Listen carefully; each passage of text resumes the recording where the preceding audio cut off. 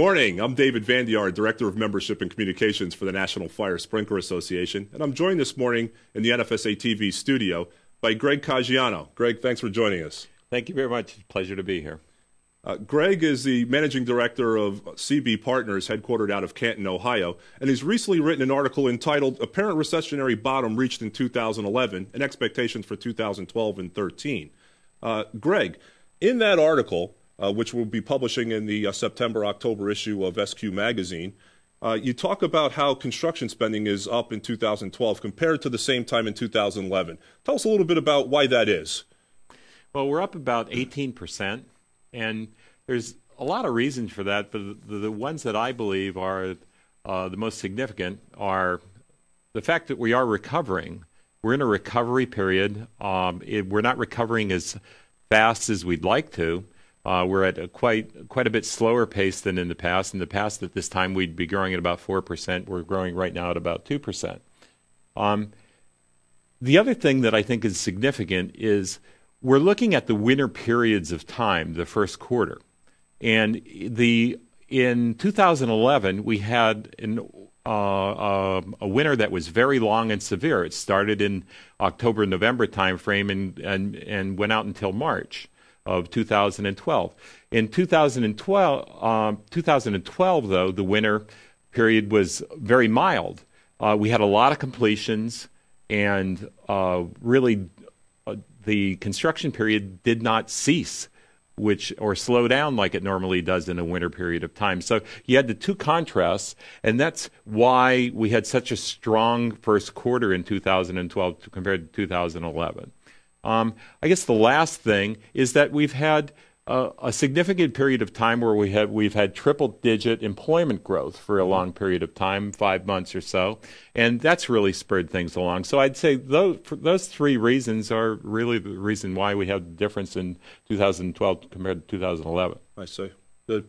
In the article, you also mentioned that the prospects for growth in the non-residential construction sector are going to be flat, choppy at best. What needs to happen in the economy or the industry in general to improve what's happening in new construction in those areas?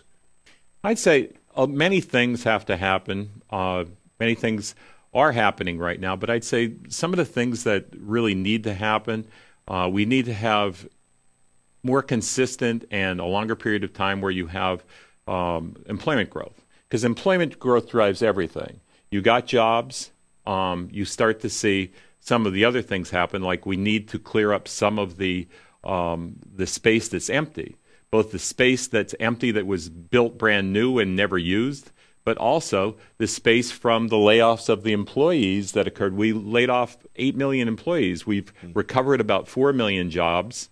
But we got 4 million to go. Okay, so you have all of those businesses that laid off people, and they've brought back some, but they have a lot of shadow space that isn't used. So that stuff is gradually being absorbed, but until the overhang gets absorbed, I'd say that we're really not going to have a real strong construction boom.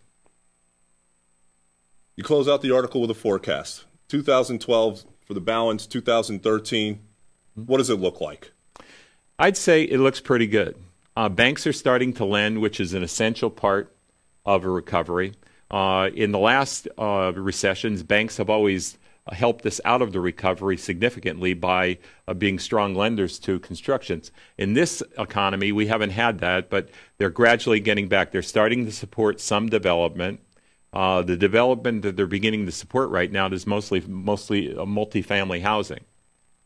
So I would say the sectors that are going to grow the best are the areas where you have construction by companies that have very strong balance sheets, and they're going to build regardless. So the fire protection contractors should stay close to them and really develop with them.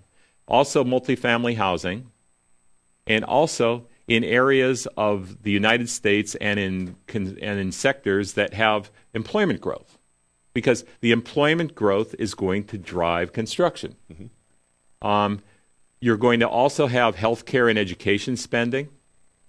Healthcare because all of us are getting older, and that's a big segment of the population that's going to continue. You're going to need senior housing. You're going to need health care. Education.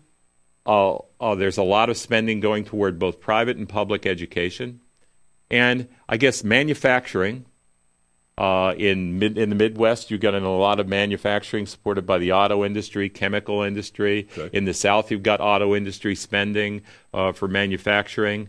But more than that, you also have manufacturing and technology spending for data rooms and things like that. Now, in certain regions in the country, you're going to have growth, and you're going to have differences in the different types of spending. But by and large, just stay close to the areas that it's spending and where employment growth is, and I think you'll be in good shape.